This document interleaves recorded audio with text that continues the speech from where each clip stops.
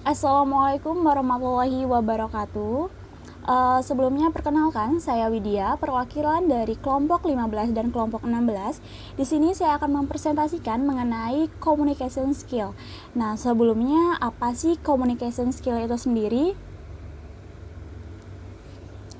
Jadi, communication skill adalah kemampuan seseorang dalam berkomunikasi ataupun berinteraksi dengan orang lain.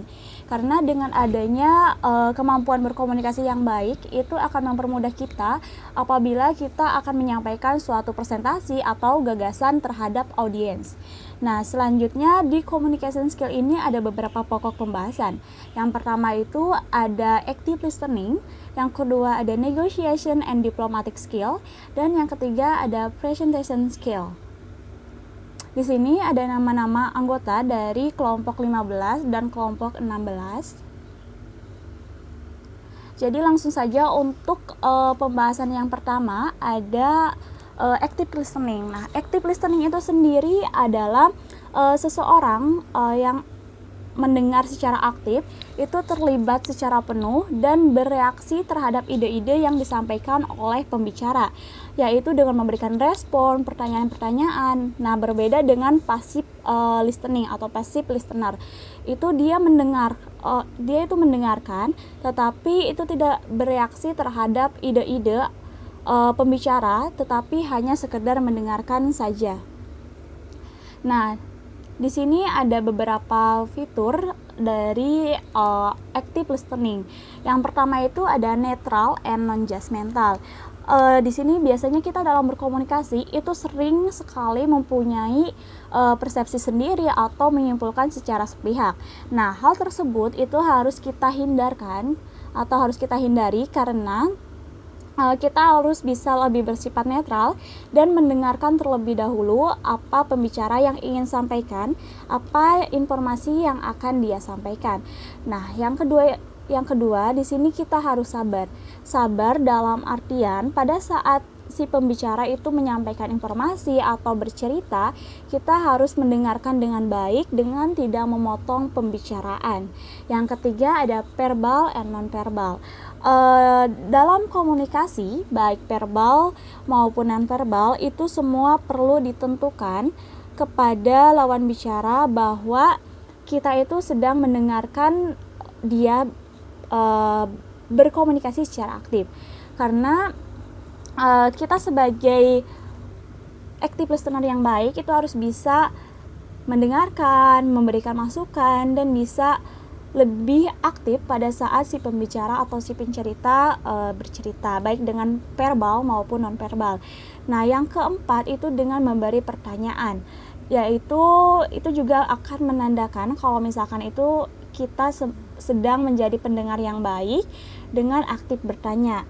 Yang kelima atau yang terakhir itu dengan summarizing atau menyimpulkan atau mengkonfirmasi bahwa apa yang kita tangkap itu sudah sesuai dengan topik yang dia bahas atau belum, supaya nantinya itu tidak terjadi kemelencengan atau tidak berganti topik ke topik yang lain.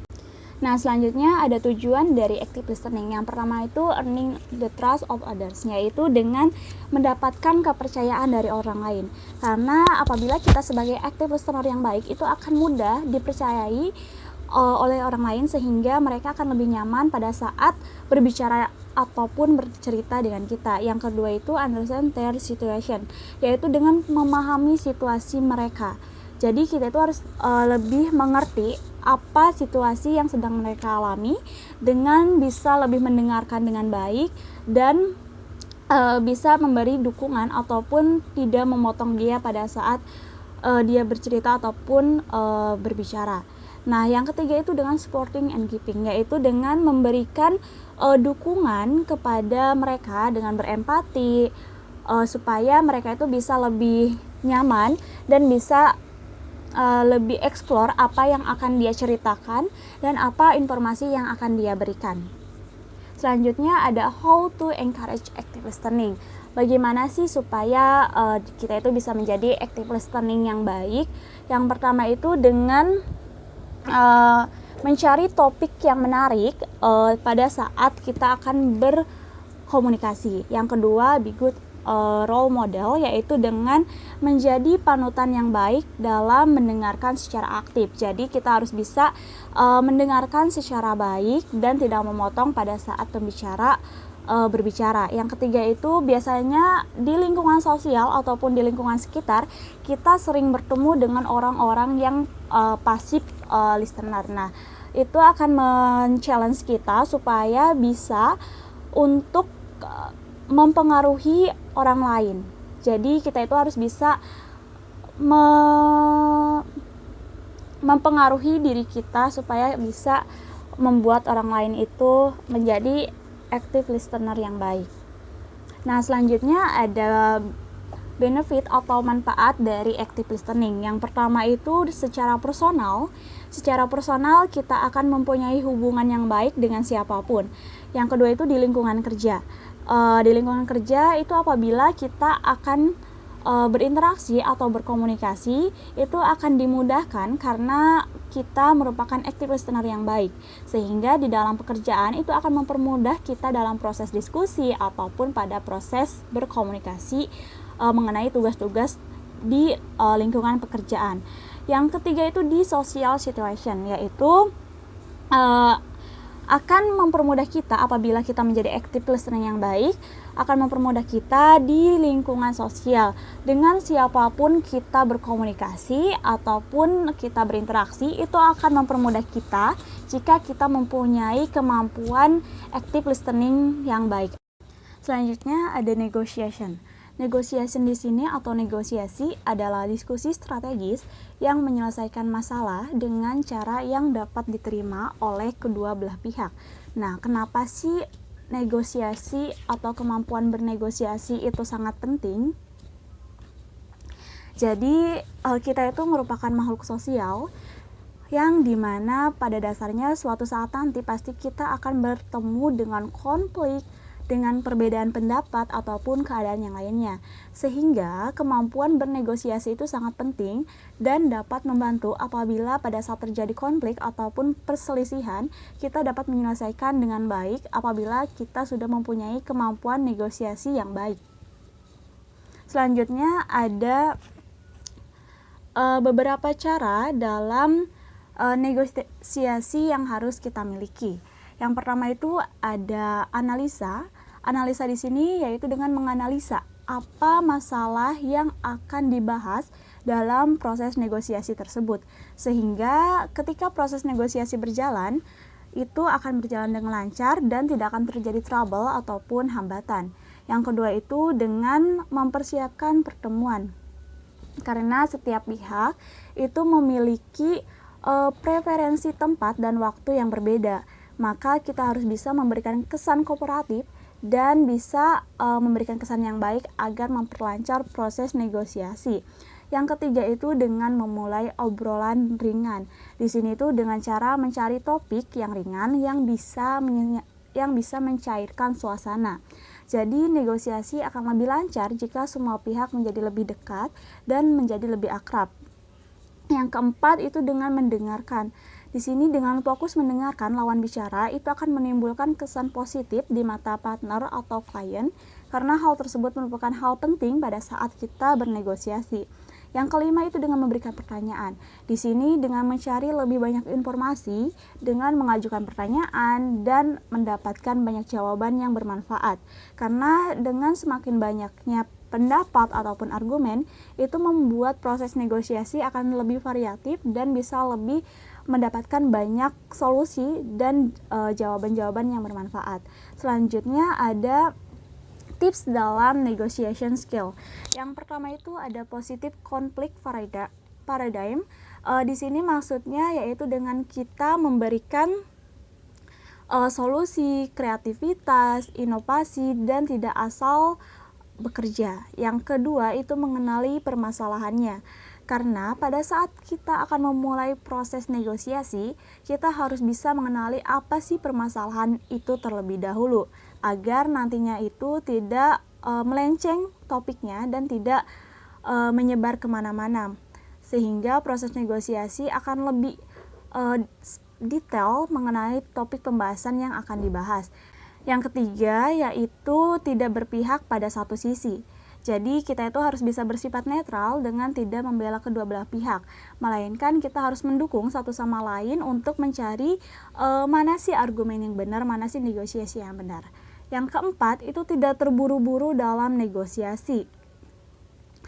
Itu dimaksudkan agar pada saat negosiasi kita bisa mempertimbangkan kembali hasil keputusan bersama, karena hasil dari keputusan tersebut itu supaya tidak merugikan salah satu pihak, baik pihak yang satu maupun pihak yang lainnya. Yang kelima itu dengan memberikan waktu pada saat bernegosiasi. Itu untuk memastikan agar semua proses negosiasi berjalan dengan lancar. Selanjutnya ada presentation atau presentation skill. Di sini merupakan bagian dari public speaking yang sangat dibutuhkan, terutama bagi mereka yang selalu berhubungan dengan orang atau pihak dari luar organisasi maupun masyarakat. Di sini ada 4 poin penting dalam presentasi. Yang pertama ada subject mastery. Di sini bagaimana sih cara agar kita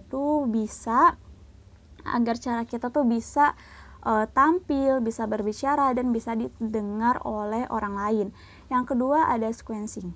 Sequencing di sini itu mengenai apa saja tahapan di dalam berbicara. Salah satunya tahapan itu ada 3. Misalkan di dalam sebuah presentasi, ataupun pada saat public speaking itu ada beberapa tahapan, mulai dari opening, body, dan closing. Nah, yang ketiga di sini ada showmanship. Di sini dijelaskan mengenai bagaimana cara kita menampilkan gestur tubuh kita pada saat presentasi. Yang keempat ada slide presentation. Di sini apabila kita menggunakan slide presentasi, itu kita harus lihat apakah slide presentasi yang kita buat itu penuh dengan tulisan atau textbook, atau dibuat dengan ringkas dan hanya memasukkan poin-poin intinya saja, karena pada slide presentasi ini itu akan terkesan monoton bila isinya terlalu lebih banyak tulisan. Nah, selanjutnya ada 3 hal yang membuat presentasi menarik. Yang pertama itu ada ABG paradigm. Di sini artinya itu ketika kita membuat slide presentasi itu harus berpikir poin-poin apa saja sih yang dianggap penting, poin-poin apa saja yang menarik yang akan kita masukkan ke dalam slide presentasi. Karena agar slide presentasi yang kita buat itu agar bisa lebih mudah untuk memahami dan bisa lebih menarik apa yang dilihat audiens ataupun pembaca. Yang kedua itu less is better. Jadi kalau misalkan kita membuat poin di layar, itu semakin sedikit isi atau tulisan teks yang ada di layar tersebut itu akan semakin baik, karena itu akan lebih terkesan lebih inovatif dan lebih menarik daripada isi dari PowerPoint kita itu lebih ke tulisan atau textbook, sehingga para audiens ataupun pembacanya itu akan lebih bosan jika isi presentasinya seperti itu. Yang ketiga itu ada visual power. Nah, misalkan di dalam slide presentasi itu ada slide yang isinya teks semua dan ada beberapa bagian kayak gambar, grafik-grafik. Nah, dengan adanya gambar, grafik-grafik tersebut itu akan mempermudah dalam memasukkan poin-poin inti di dalam sebuah presentasi, sehingga itu akan terkesan lebih menarik dan tidak terkesan monoton. Mungkin itu saja pembahasan mengenai communication skill dari kelompok 15 dan kelompok 16. Kurang lebihnya mohon maaf. Terima kasih dan wabillahi taufiq wal hidayah. Wassalamualaikum warahmatullahi wabarakatuh.